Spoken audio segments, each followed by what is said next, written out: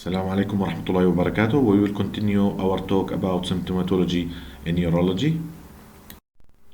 In this part, we will talk about complete clinical scenarios that can present to us from the upper urinary tract. As we have said that the upper urinary tract have a set of symptoms that can point out a special or a spot diagnosis, a special condition that can be expected easily, unlike the lower urinary tract symptoms that are mixed with each other and can give different types of diagnoses, and sometimes they are unexpected. The first clinical scenario, that what we call it usually the renal colic. The renal colic is the classical presentation of sudden onset of severe loin pain. The loin pain in the area of the costovertebral angle, lateral to the sacrospinous muscle or the spine of the vertebrae, and beneath the 12th rib.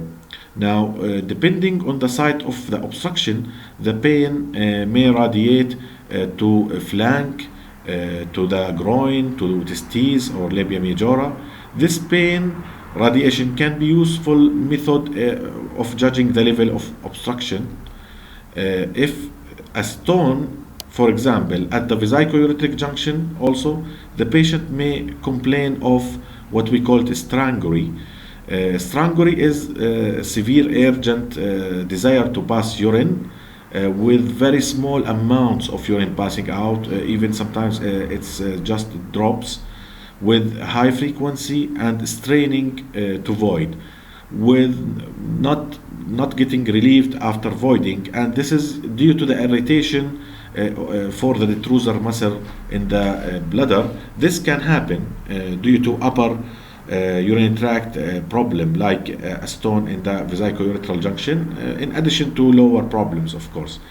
As we have said, renal colic describes the pain arising from obstruction of the ureter. So the mechanism is the obstruction in the ureter.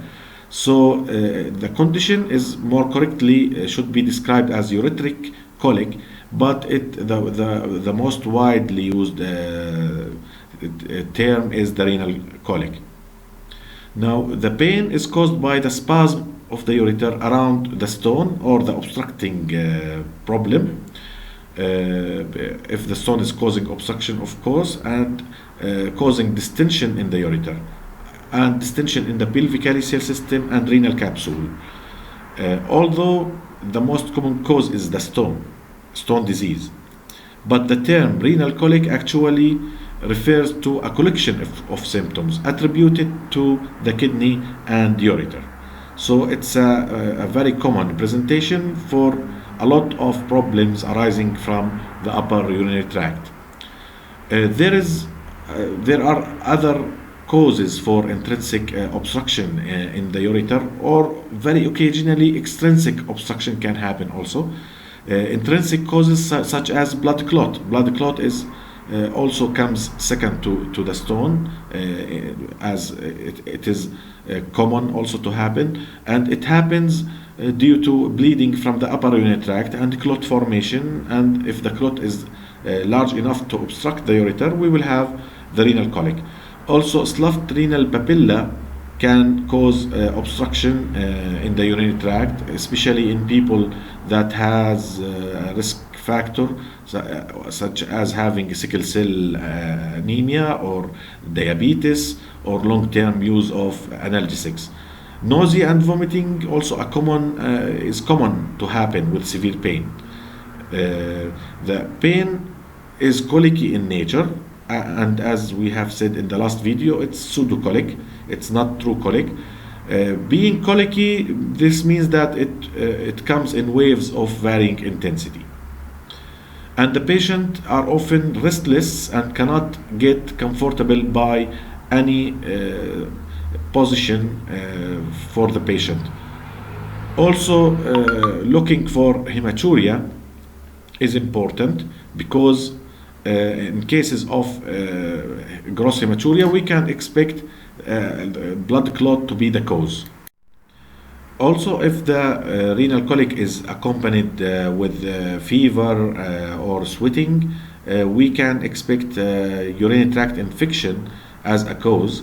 As we know, acute pyelonephritis, for example, can be of obstructive nature.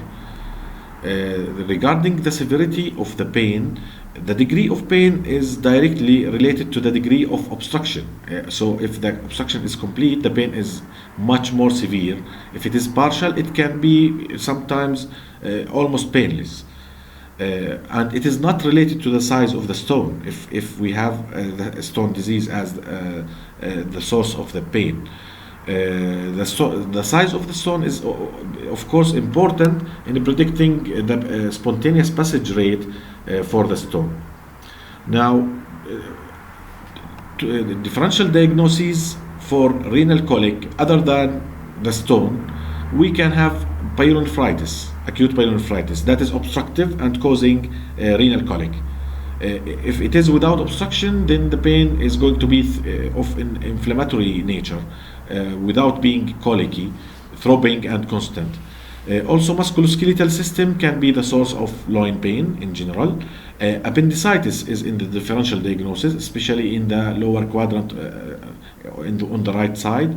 Cholecystitis also is in the differential diagnosis. Diverticulitis, leaking abdominal aortic aneurysm can mimic left flank pain or left renal colic. We have to keep in mind also testicular torsion or acute scrotum, because very rarely some males present with only abdominal pain without a scrotal complaint. Gynecologic problems, of course, like ovarian pathology or cyst, ruptured cyst, or having ectopic pregnancy. Next clinical scenario that can be predicted by just a set of symptoms is the acute pyelonephritis. The acute pyelonephritis is a common bacterial infection for the renal pelvis and the kidney. So pyelo is the renal pelvis, nephritis is inflammation of the kidney and the renal pelvis, and it is mostly seen in young adult females. In spite of that, the definition of pyelonephritis is inflammation of the kidney and the renal pelvis, but the diagnosis is usually made by clinical diagnosis. So the history and physical examination is the most useful tool in giving the diagnosis of acute pyelonephritis. The classic presentation for acute pyelonephritis is abrupt onset of chills or rigors and high-grade fever, which is more than 100.3 Fahrenheit or equivalent to 38 degrees Celsius. Also unilateral or bilateral flank or costovertebral angle pain, in addition to also flank or costovertebral angle tenderness on physical examination. These symptoms, we can call it the upper tract signs and symptoms, sometimes can be accompanied, of course, by lower urinary tract symptoms like dysuria, frequency, urgency, because as we know that upper tract infection, the most common route is ascending through a lower tract infection like acute cystitis, especially in females. Now, regarding the fever, most patients will have fever, especially if they are immune competent. But sometimes fever will be absent at the beginning without the full inflammatory picture, or in patients that are immune compromised. Flank pain is nearly universal in the diagnosis of acute pyelonephritis. Sometimes flank pain is absent, and this will make the diagnosis a little bit suspicious, and other alternative diagnoses will be given to the patients because of the absence of flank pain or tenderness. Nausea or vomiting also very common in acute pyelonephritis.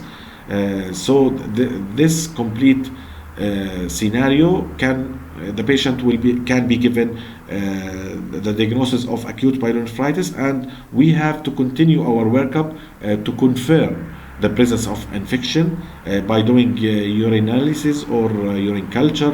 Sometimes we can do blood culture if spikes of fever are happening inside the hospital, if we admit the patient into the hospital.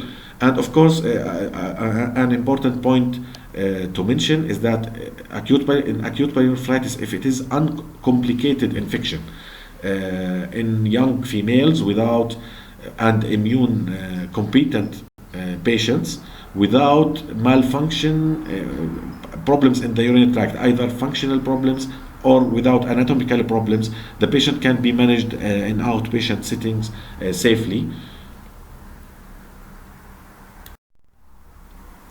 The final clinical scenario is the classical presentation of renal tumors. The most common presentation for renal tumors is asymptomatic. It is usually found incidentally on imaging for different causes. But when symptoms are present, the most common symptoms are flank pain, a palpable flank pain, hematuria, and a palpable mass in the loin mass. This classical triad is still observed in spite of that the most common presentation is through imaging, but it is still observed in 10 to 15% of cases of renal tumors, and it is usually if this triad all of it, the three items are present, then usually the cancer is advanced already. So we keeping in mind this triad: flank pain, hematuria, especially gross hematuria, and a palpable mass in the loin, is indicative for a renal cell carcinoma. Finally, I would like to thank you again for listening to this part of symptoms of the upper urinary tract. See you in the next video. We will start talking about lower urinary tract symptoms.